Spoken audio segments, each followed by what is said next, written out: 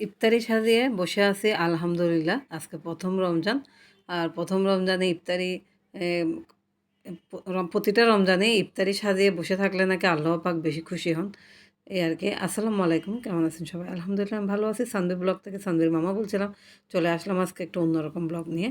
তো আজকে বাজারে গেলাম, গিয়ে একটা আয়রন কিনে নিয়ে আসলাম, কারণ আয়রনটা আমার খুবই প্রয়োজন। আমার পুরোনো আয়রনটা গরম তেমন একটা হচ্ছে না, সেজন্য আয়রন লাগবে। কারণ এখন তো আর কাপড় কেউ আয়রন বাইরে দেয় না, ঘরের মধ্যেই করে। এদিকে বিস্কিট নিয়ে আসলাম মেয়ের জন্য, খেজুর, তারপর সাবান, তারপরে হচ্ছে একটা ট্যাঙ্ক, ছোট মিনি একটা হরলিক্স, যেগুলো আমার জন্য দরকার। আর আমি একা মানুষ যেহেতু আমার ঘরে বেশি একটা কিছু লাগে না। চিড়া নিয়ে আসলাম, মুড়ি নিয়ে আসলাম, অল্প জিনিসের ভিতর মানে অল্প কিছু বাজার করলাম। একটা বেল নিয়ে আসলাম, এই বেলটার দাম নাকি 70 টাকা। মাথা মানে গরম হয়ে যাওয়ার মতো দাম, কিছু করার নেই। এর মধ্যে নিলাম গাজর, তারপরে নিলাম হচ্ছে কাঁচামরিচ, তারপরে নিলাম হচ্ছে লেবু, এই দুইটা লেবুর দাম 40 টাকা। তারপরে হচ্ছে করলা, অনেক দিন হয় করলা খাই না, চিংড়ি মাছ দিয়ে করলা ভাজি করব। তার মধ্যে নিয়ে নিলাম শসা। তো আজকের বাজার হচ্ছে এই। আর বাজারে গেলে আরও অনেক কিছু প্রয়োজন হয়। তারপরে নিয়ে নিলাম একটা সয়াবিন তেল আর একটা সরষের তেলের বোতল। এটা দিয়ে যেভাবে হোক মাস শেষ করতে হবে। জানি না মাস শেষ হয় কিনা, হবে না, যেহেতু রমজান মাসে একটু ভাজা পোড়া বেশি। তার মধ্যে চিনির প্যাকেট নিলাম একটা ½ কেজি। আর আজকে আমি একটা জায়নামাজ নিলাম, আমার জায়নামাজটা পুরনো হয়ে গেছে। তো আর আমি বসলে আমার মেয়েও বসতে চায়, তো দুজন হয় না, সেজন্য যদি আল্লাহ পাক সে তৌফিক দেয় আর আল্লাহ আমাকে সুস্থ রাখেন, তাহলে এই রমজানে এই জায়নামাজটা নিলাম, যাতে নামাজ পড়তে পারি সেজন্য। আর কেমন হলো একটু কমেন্টস করে জানান। আর আমার কাছে কিন্তু খুবই ভালো লাগছে। আর এটা অনেক ভারী, দেখতে মাশাল্লাহ খারাপ না, ভালোই।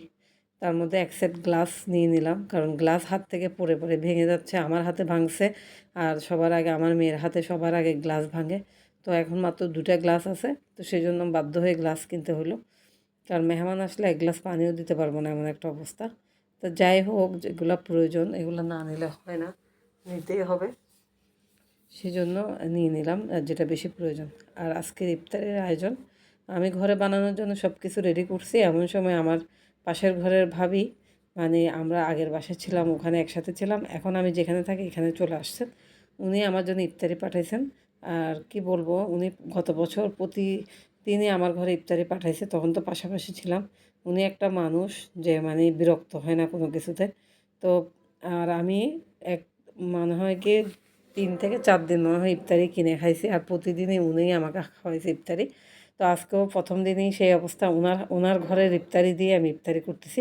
আর ইফতারিটা আমি মেখে নিচ্ছি। আমার কাছে মাখা ইফতারি খুবই ভালো লাগে। আমি শসা, তারপরে গাজর, টমেটো সব কিছু একসাথে দিলাম, ধনেপাতা, কাঁচামরিচ, তারপরে হচ্ছে পেঁয়াজ, সব কিছু ভালো করে হাতে মেখে, তারপরে এখানে আমি একটু করে সরষের তেল দিলাম। তারপরে আমি এখানে আর ছোলা দিয়ে দিলাম, মানে চনা। আর চট্টগ্রাম ভাষায় চনা বলে, আর ঢাকার ভাষায় ছোলা বলে, যাই হোক।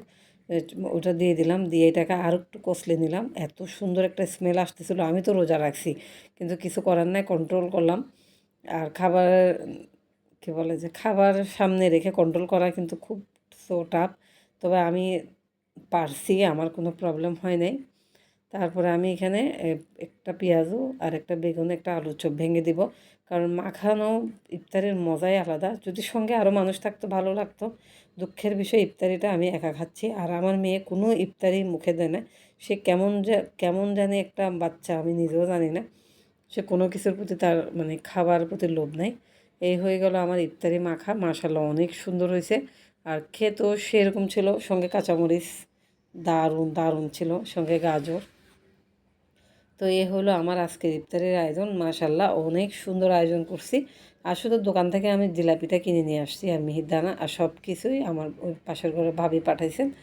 আর ভালো প্রতিবেশী হলে যা হয় আর কি, তো আমার অবস্থা এই। আর এদিকে আমার মেয়ে ইফতারি হাতে নিয়ে মোনাজাতে বসে গেছেন। আল্লাহ